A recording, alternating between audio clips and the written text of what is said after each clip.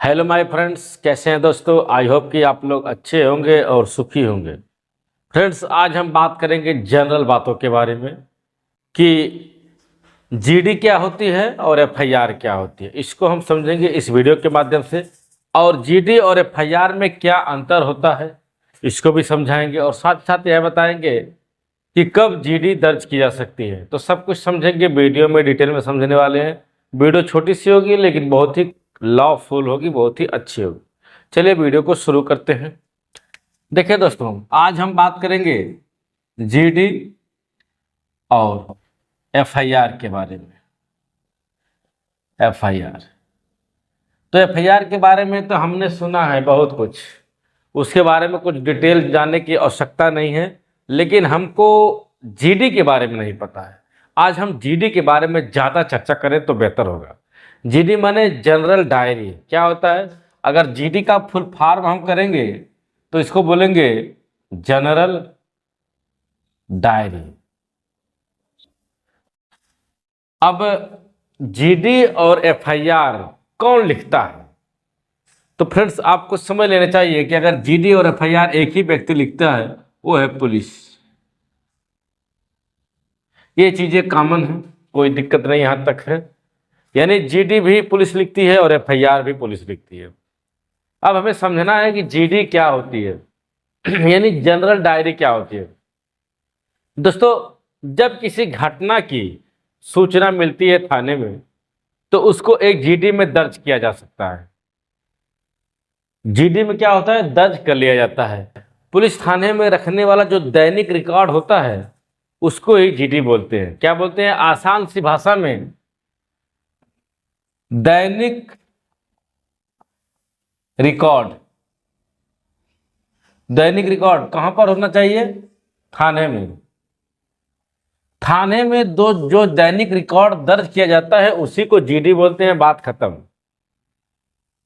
अब देखिए, थाना क्षेत्र की हर सूचना, इसमें हर सूचना को, घटना को दर्ज किया जाता है, चाहे वह अपराध हुआ हो या ना हुआ हो। देख लीजिए, यहां पर बात की जा रही है चाहे अपराध हुआ हो या नहीं हुआ है, लेकिन उसको जनरल डायरी में दर्ज करना अनिवार्य होता है।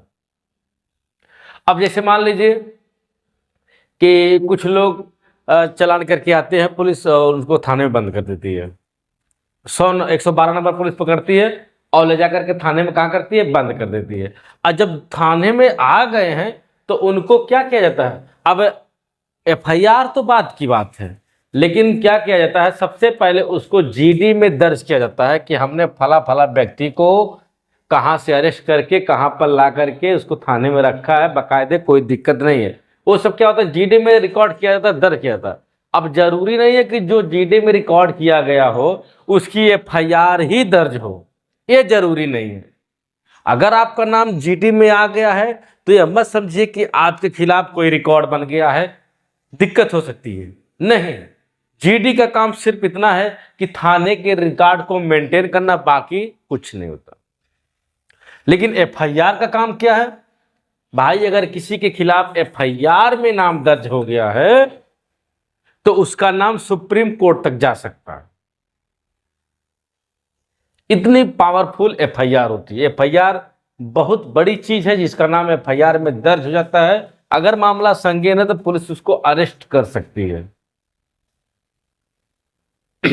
एफआईआर के बाद चार्जशीट में अलग चीज है, नाम निकल गया, लेकिन अगर एफआईआर मौके पे है तो आपके लिए बहुत ही बड़ी खतरा है। एफआईआर दोस्तों, अगर एफआईआर की बात की जाए तो एफआईआर संज्ञेय अपराध में दर्ज की जा सकती है। संज्ञेय अपराध में दोस्तों एफआईआर हमेशा संज्ञेय अपराध में दर्ज की जा सकती है, लेकिन जो जीडी है यह संज्ञेय अपराध में भी दर्ज की जाती है और असंज्ञेय अपराध में भी। संज्ञेय और असंज्ञेय अपराध, जीडी तो है संज्ञेय और असंज्ञेय अपराध दोनों में दर्ज की जा सकती है, लेकिन एफआईआर जो होता है सिर्फ और सिर्फ संज्ञेय अपराध में ही दर्ज किया जा सकता है। दोस्तों, जीडी में हर तरह की घटना को शामिल किया जाता है, चाहे अपराध हुआ हो या ना हुआ हो, इसकी सूचना किसने दिया, किसने शिकायत किया, घटना कहाँ की है, क्या हुआ था, सब कुछ मेंटेन सीडी में जीडी में किया जाता है। लेकिन जो एफआईआर होता है, अगर किसी व्यक्ति के खिलाफ एफआईआर दर्ज हुआ है तो उसका इन्वेस्टिगेशन होगा। क्या होगा? अन्वेषण, उसका अन्वेषण होगा और उसके बाद मुकदमा चलाया जाएगा, मुकदमा चलेगा। लेकिन जीडी में दर्ज हो गया है तो इसका काम सिर्फ यहीं तक है, पुलिस स्टेशन तक, बाकी कुछ नहीं। जीडी का काम सिर्फ पुलिस तक ही सीमित है, आगे जाने की जरूरत नहीं है। लेकिन अगर एफआईआर हो गया भाई साहब, तब आप उसका इन्वेस्टिगेशन होगा, जांच, मुकदमा चलेगा, ट्रायल होगा, पता नहीं क्या होगा, वो अलग बात है। तो हमने समझा कि जीडी क्या होती है और एफआईआर क्या होती है। अब देखिए जीडी कब दर्ज किया जा सकता है, इसको भी समझ लीजिए। एफआईआर तो समझ लिए, इसको कब दर्ज किया जा सकता है। मान लीजिए कोई व्यक्ति गुम हो गया हो, तो गुम हो गया, उसकी सूचना मिली है तो हमको तुरंत क्या है, पुलिस उसको एफआईआर जीडी में दर्ज कर लेती है। या फिर किसी की कोई वस्तु खो गई है, अगर वस्तु खो गई है, अब वस्तु का मतलब क्या हो सकता है, मोबाइल हो सकती है, पेटीएम कार्ड हो सकता है, कुछ भी चीजें, मार्कशीट वगैरह अगर खो गई है तो उसको क्या है, जीडी में पहले दर्ज कर लिया जाता है। जीडी में थाने की छोटी मोटी घटनाओं को, क्षेत्र की होने वाली हलचल को भी क्या किया जाता है, रिकॉर्ड किया जाता है। यह इसलिए दर्ज किया जाता है कि इस तरह कोई घटना ना होने पाए, और अगर कोई घटना, अप्रिय घटना घट जाती है तो जीडी में पुलिस देख लेती है कि किस व्यक्ति को हमने इसको रिकॉर्ड किया था, अगर वह इसमें संलिप्त पाया जाता है तो उसके खिलाफ मुकदमा दर्ज किया जाता है। सीधा समझे कि सुरक्षा की दृष्टि से और कानून व्यवस्था बनाए रखने के लिए पुलिस द्वारा जो जीडी में दर्ज सारे नामों को दर्ज किया जाता है, लेकिन इससे किसी के क्या बोलते हैं, सामाजिक रिकॉर्ड में कोई परिवर्तन, कोई दिक्कत नहीं होने वाली है। लेकिन अगर किसी के खिलाफ एफआईआर दर्ज हो गई है तो उसकी सामाजिक प्रतिष्ठा और साथ ही साथ उसको बहुत सारी समस्याओं को झेलना पड़ सकता है, जिसका आप सभी को पता होगा कि क्या क्या समस्या हो सकती है एफआईआर से। तो एफआईआर और जीडी के बारे में हमने आपको स्पष्ट अंतर बता दिया है। कहीं पर भी कोई दिक्कत है तो आप कमेंट करके पूछ सकते हैं कि इसका मतलब क्या होता है।